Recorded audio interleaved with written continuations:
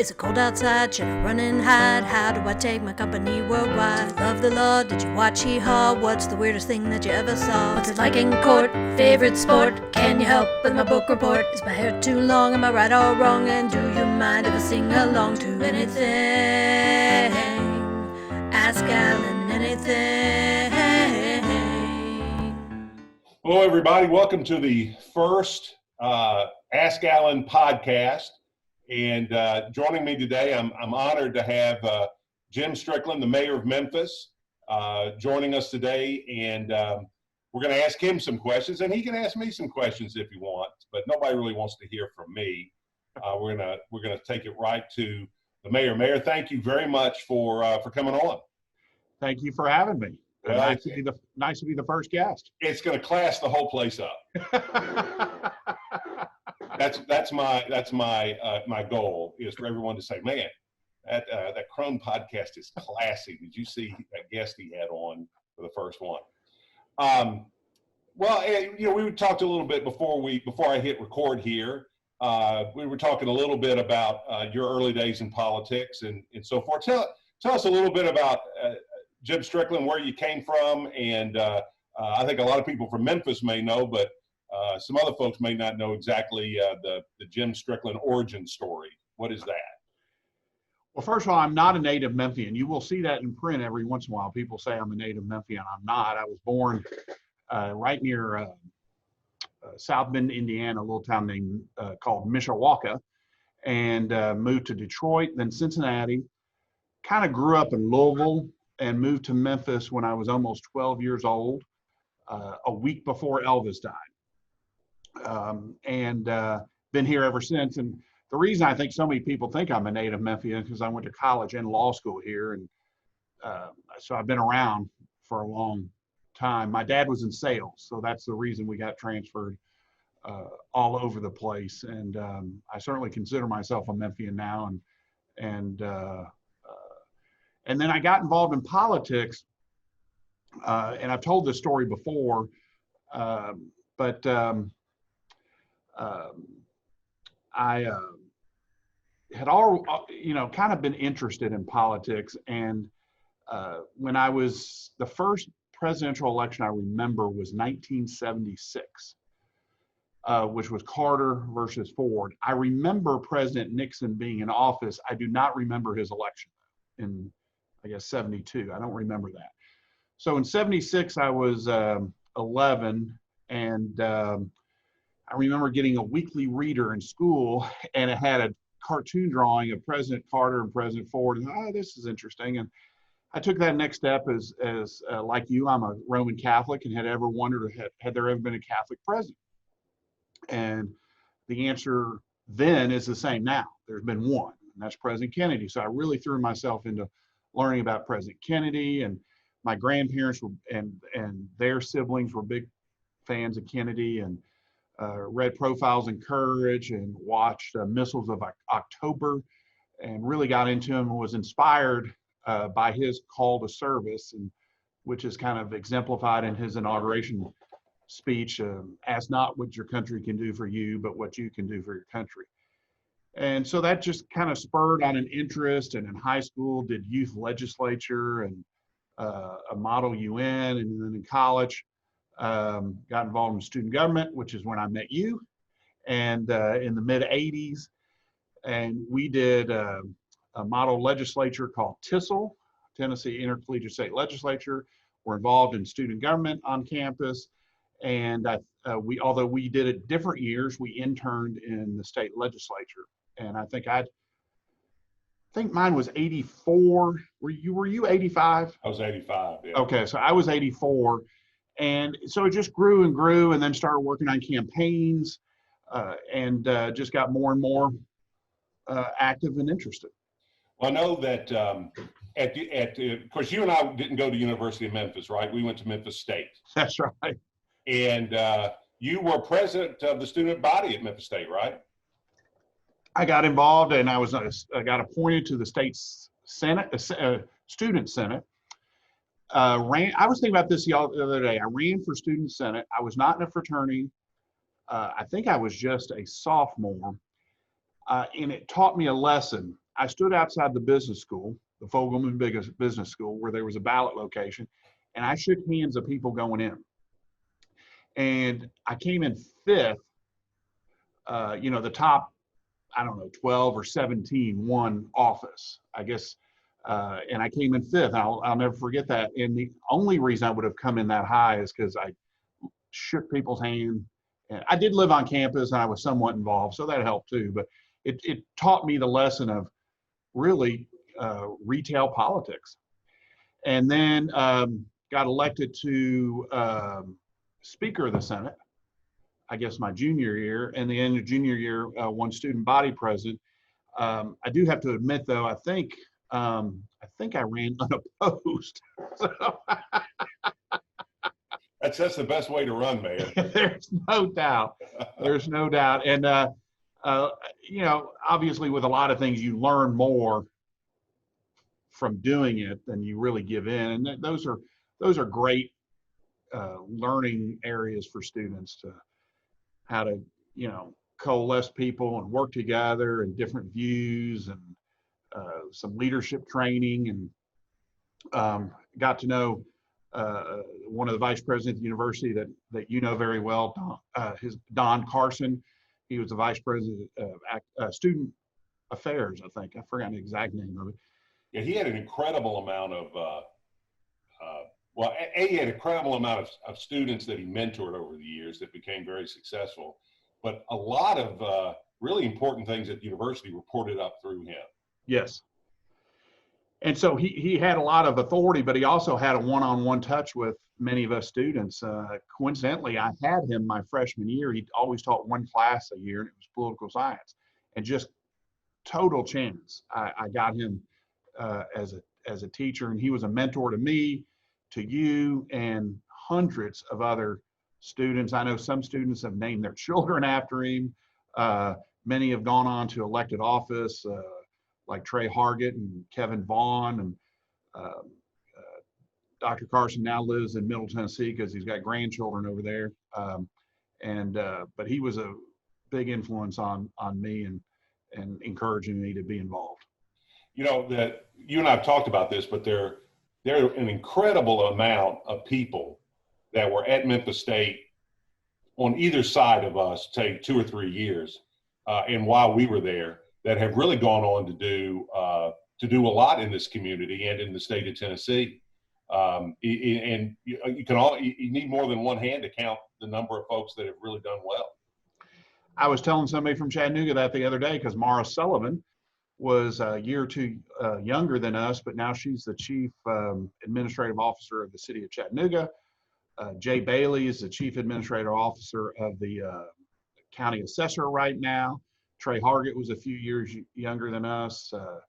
I didn't know Kevin Vaughn, but he must have been a year or two older than, of course, then you and I, and then our friend David Kustoff, who's now congressman, and I shouldn't have started naming people because I know I'm forgetting. Harold Collins. Who? Harold Collins. Harold Collins was actually Harold Collins and I. We didn't know each other, but in March of '85, we were both in Lexington, Kentucky, watching the Final Four. And the reason we know that because when we served on the city council, he said he was in the band, and I was literally in the section next to the band in the end zone. And so, yeah, so many people went through, as you would imagine. It's the largest, university here, and it ought to have a big reach in our community. Really does, but I think that period of time, and it may be because of Don Carson and Dean Hampton and a number of the faculty, they really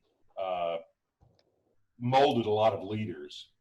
They went out of their way. I think that started with Dr. Humphreys, Cecil Humphreys, who brought all of those guys in as administrators. And I don't think it's an accident, although I agree with you. There's a lot of people that have gone in and out of those doors. Right. And which is one reason I agree. George Lapidus used to say on his radio show a lot that the two most important entities in Memphis are FedEx and the University of Memphis. And I totally agree with that. That obviously FedEx, I mean, people know that. And University of Memphis graduates so many people and contributes to the economic well-being of this city tremendously when they graduate thousands of people every year. So one thing I've, not only because I'm a proud alum, but what I try to do in our administration is work with the university as much as we can, because the better we build up the university, the better it builds up our city. I think that's true. During the 70s and 80s, when the city was chasing the NFL, my dad, who, as you know, is a big Tiger fan, he used to say, you ought to put all that time, energy, and effort into the Tiger football and basketball programs, because the university isn't going anywhere, and it's got the name of the city on it. Yes. And I think he's being borne out as, as a prophet. And I've really enjoyed working with Dr. Rudd. I think he's a great leader for the university and has done incredible stuff out there. I got to know Shirley Raines a little bit, but I wasn't mayor at that time, so I didn't get to partner her. I was on the city council, and she advanced the university. And Dr. Rudd's just taken it a whole nother level, which I'm glad for. And again, I know I'm a proud graduate twice, like you, but it's also good for the city. We are really blessed. I know I'm getting off track here, but in this pandemic that we're going through right now, I've really worked a lot with the University of Tennessee Health Science Center, which I keep dating myself because I still call it UT Memphis, but like Memphis State, is no longer called that. And what an incredible asset we have there. And we kind of take it for granted. And again, Rhodes, CBU, Lemoyne Owen all do incredible things. And we are very blessed in Memphis to have quality higher education opportunities. Just a couple more Memphis State questions, and we'll move on, I guess. But so now, in undergraduate, were you a political science major? Were you in business? What did you study? I was practical, so I majored in finance and in the business school. In hindsight, had I known I was going to go to law school, and I didn't know that until probably my junior or senior year, I would have majored in history or political science and done something that I really like. And I didn't dislike finance, but I knew after my junior or senior year that I didn't want to do that the rest of my career. So I didn't know any lawyers, but I just said, hey, I think that's the tack I want to go to. And I remember talking to Dr. Carson and my parents, and you can do so many things with a law degree. You don't have to practice law, although that's what I did and what you do. But you can do. It's a great education. So I said, I'm just going to go that way. And then after law school, I know you clerked for the Supreme Court of Tennessee. Yeah, for Justice William Fones, and it was his actually last year on the Supreme Court. I used to joke with people that he decided if I was the quality of the law students they were producing, then he was getting off the court. Yeah, because it's all about you, Mr. Mayor. Judge Fones was a great man, and I learned so much from that year clerking for him. And to me, he was smart and had so much common sense. And I really saw how he analyzed cases, and he let me kind of dig in, but not get too far, and really enjoyed that year. One thing I remember him saying to me that he said, when I go into private practice, no matter where I go, the pace would be much different. The pace working for a judge is very relaxed, and you really can dig into cases. As you know, the practice of law is not relaxed. It is high energy, high speed, long hours, and Judge Fones is very correct in that. So, and then after I clerked there for a year, I started at Glankler Brown, one of the best firms in Memphis, and got to work, really learned a lot from some of the best lawyers in this town, from Mr. Glankler to Jim Range and John Halseal and so many others. And then you and David Kustoff formed a partnership that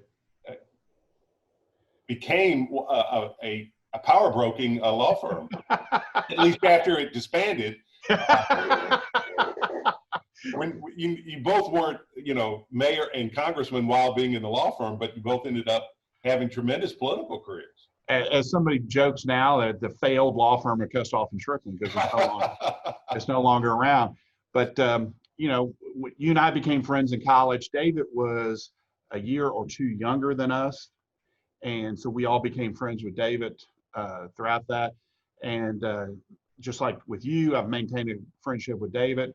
David coincidentally introduced me to my wife on a blind date. He was friends with a friend of hers and became friends with Melanie. And so I owe David a lot. And I just remember one day he called and said, "Hey, my dad's thinking about trying to, slow down and maybe even wind down his practice. And would you be interested in going in with me?" And at the time, Melanie and I didn't have children. And it's sort of a leap of faith that you've done it. It's a leap of faith. And I thought, the worst I can do is, fall flat on my face and I could either try to go back to Glankler or go to some other law firm, but did it, and it worked out really well. Coincidentally, David's dad, Bernie, never retired. I was about to say, it took him 30 years to wind down his law firm. and when I got to know Bernie, he Bernie, he knew Bernie. He was he loved working with David, and he loved interacting with his clients. In hindsight, he never was going to retire until David won Congress, and then he really wound it down. But I learned a lot from Bernie, working hard, putting in the hours, and David was really a great friend, and we had a good law firm, and it was small, but we had a good time and practiced some good law. And helped a lot of people. Yeah. One of my favorite Bernie Kustoff stories, I think you told me, was Bernie was kind of famous for how early he would arrive at the office, and of course David picked up on that, and I think you told me once that you came in at 7:30 and Bernie greeted you by saying, "Good afternoon."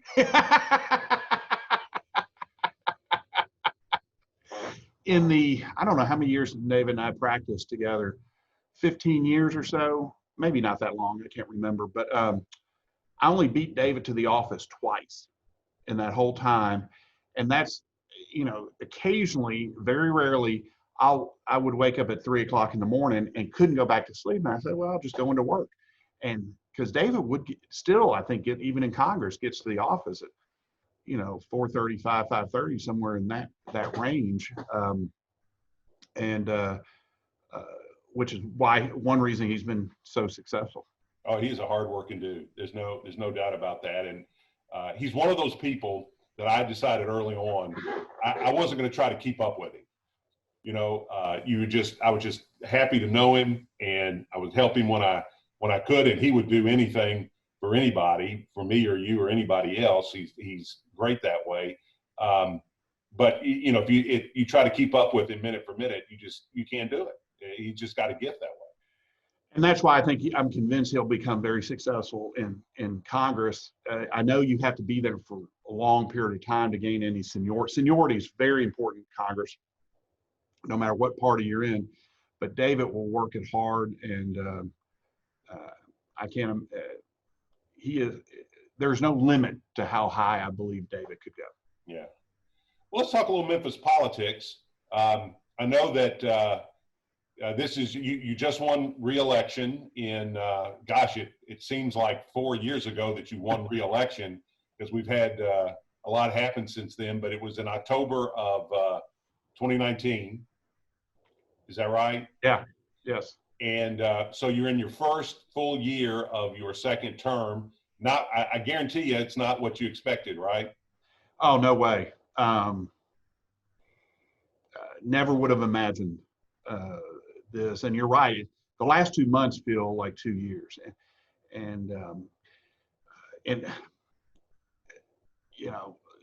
fortunately, you and I have not been affected by anyone in our family or friends who've had the disease or who have passed away. So I can't imagine what those folks have gone through, or the people out of work or whose businesses have closed because of it. But even for the rest of us who've only been sort of inconvenienced by it, it's just been a long time, and we just do the best we can with the information we have, and that's true. You know,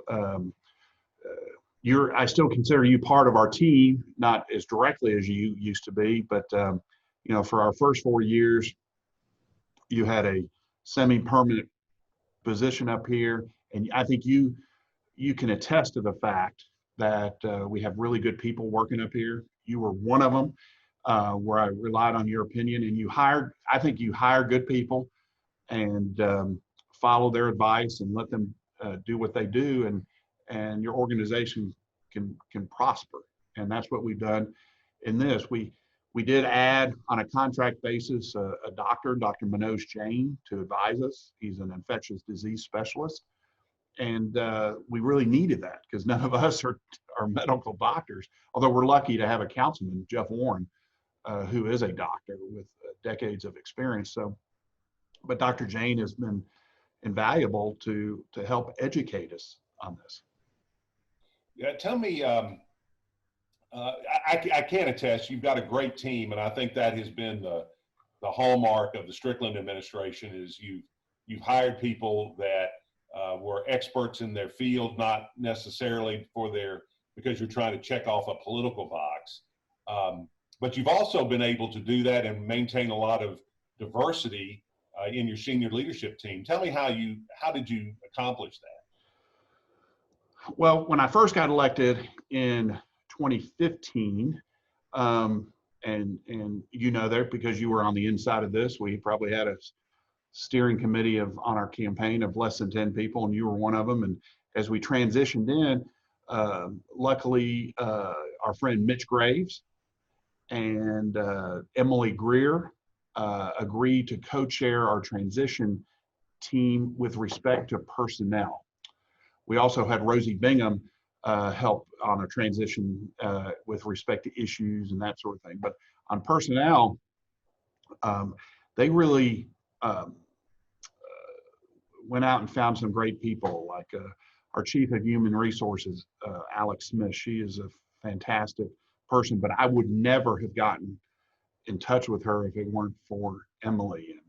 And she was at like Microsoft. Yes. Is that right? And Emily brought her in, and what's crazy about Alex is that she's become such a part of the Memphis community. Yes. But that's the way she is. I mean, she's just an outstanding person. Very fortunate to have her.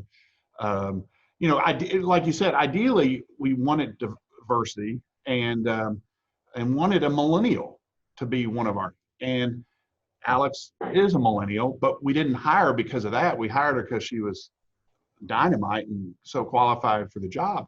You know, we have more women leaders in city government than ever before. And as you know, we structured a senior leadership team to really meet with me every week to kind of go over what the issues are and make sure we're on the same page. Brian Collins, who was our chief financial officer for a couple of years, he had worked for Mayor Wharton's administration, stayed a couple of years with us, and then moved back home to Chicago, told me by creating that SLT that meets every week so that we're all on the same page was one of the things he thought helped really improve the operations of city government so that we're all on the same page. And you saw that diversity for 4 years all coming together, which is high quality people and working together. We've continued that. You know, just so fortunate. I want to start naming names, but from Doug McGowan to Shirley Ford to Ursula Mann to Mike Rollins and Gina Sweat, my former chief of staff, Lisa Jeter, now Maria Furman, who just help run the day-to-day effort here. I know I'm forgetting somebody. Ken Moody, who was in our core leadership of the campaign and has transitioned here and has helped so much because he worked for the Harrington administration, or at least for part of it, and just has a huge base of support and knowledge in the community. Our lawyers from Bruce McMullen in the first term to to Jennifer Sink, and I know there's somebody I'm forgetting, but I'm thinking around that table. That was too. I was going around the table. But they're just good people, and they're very qualified, and you just try to hold ourselves accountable, which is why we measure things. And we've had some successes, and we've had some failures, and some things that we're still struggling with. Yeah, I think the great part about the way you make decisions is the collaborative nature. I remember sitting in those Friday meetings, and you look around the table, and they're black men, black women, white men, white women. It really is a cross section of Memphis, and you really did. And I can say this because I don't work for you anymore, so you fire me.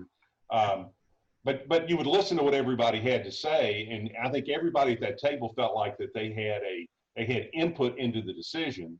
But then ultimately, you would make the call based on what you thought was best as the mayor, since the buck did stop with you.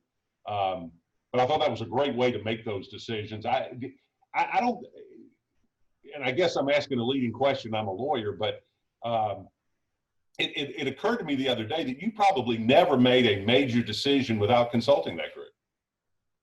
I can't think of one, and I never would want to. Also, there's no shrinking violets on any of these groups. So if they disagree with me, they're very willing to say that, which is good. And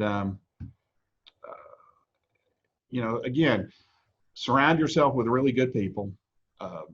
Base your decisions on facts and good judgment, and then you move forward. And don't be afraid to make a mistake. None of us are perfect, and every organization makes mistakes, and we've made our share, but we've also had some real successes. And Memphis pre-pandemic was really on a roll. Yeah, one of my favorite segments you made up, or you originated, was that Memphis had momentum. And I feel like Memphis, what's happened? I mean, the momentum is different now. How would you describe where Memphis is now with the quarantine and coming out of the quarantine? Does it still have momentum? Can it get it back if it doesn't have it? How do you see it? Well, I don't see anywhere in the country really having economic momentum with with the unemployment rate at depression era highs, and so many people really struggling.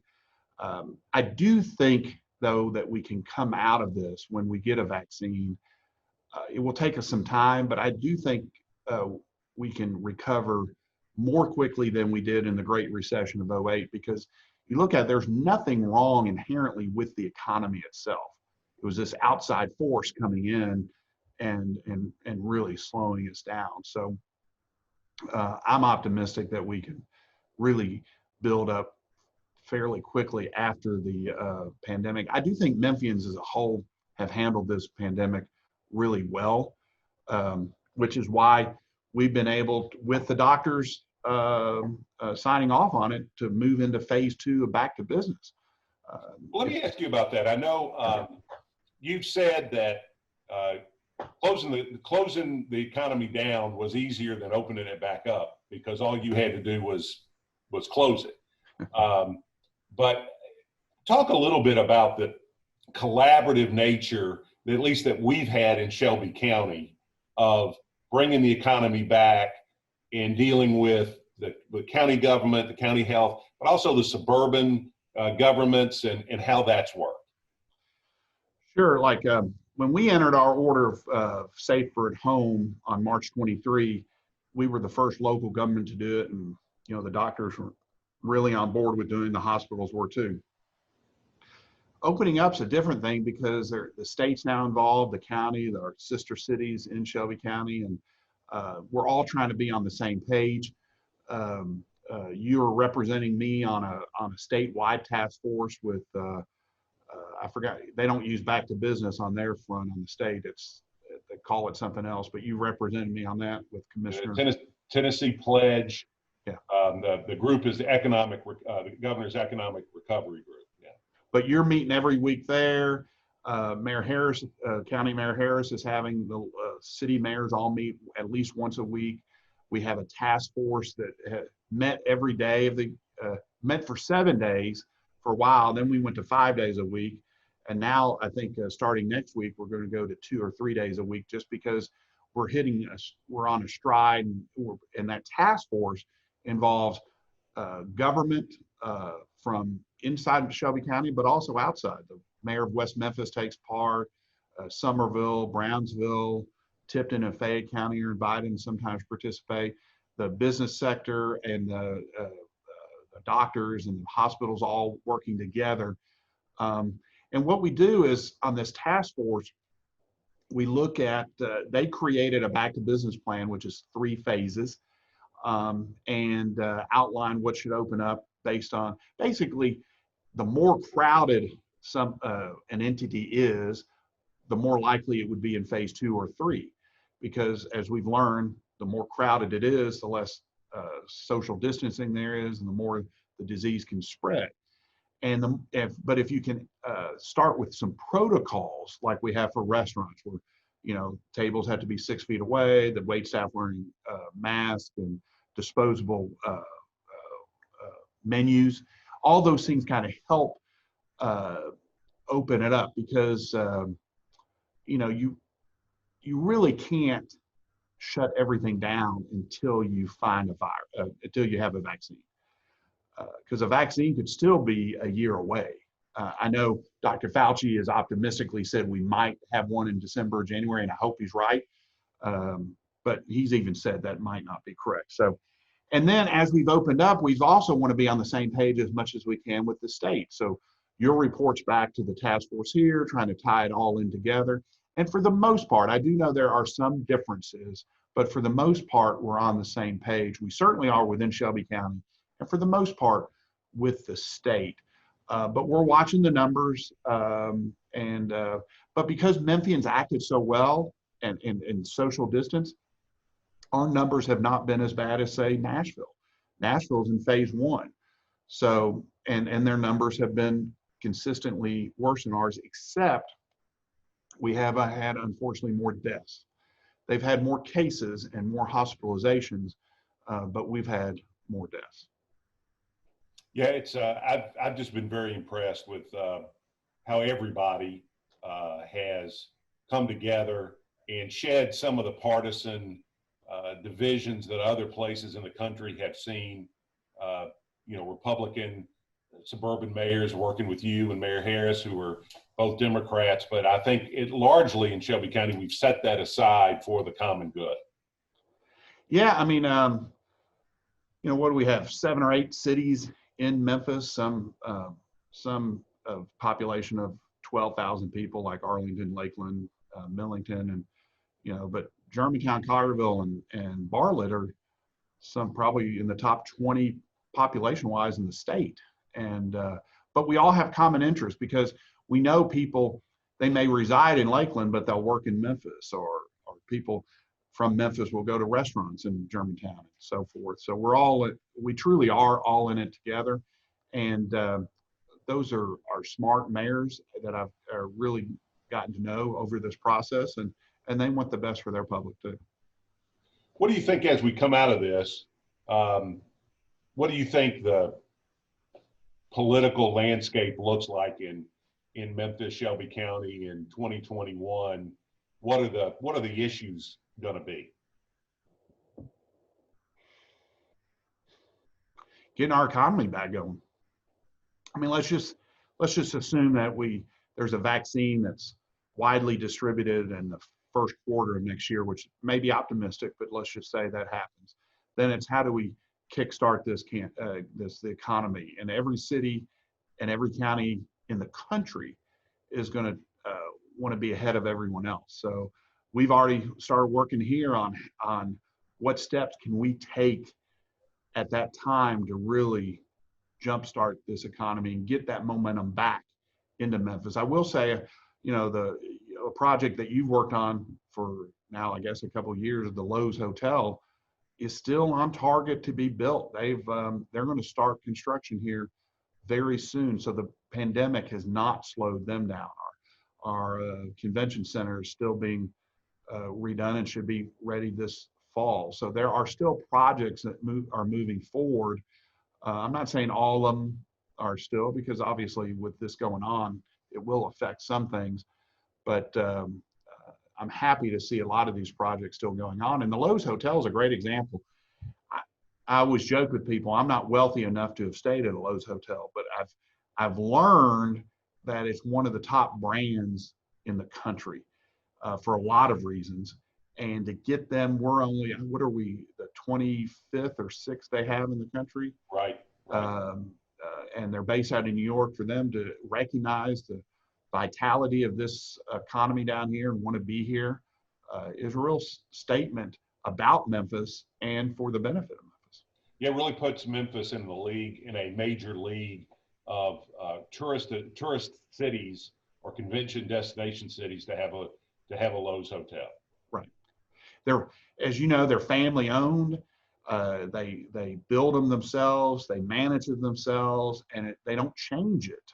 Like a lot of hotels will change their, what they call the flag or what brand it is every 8 to 10 years.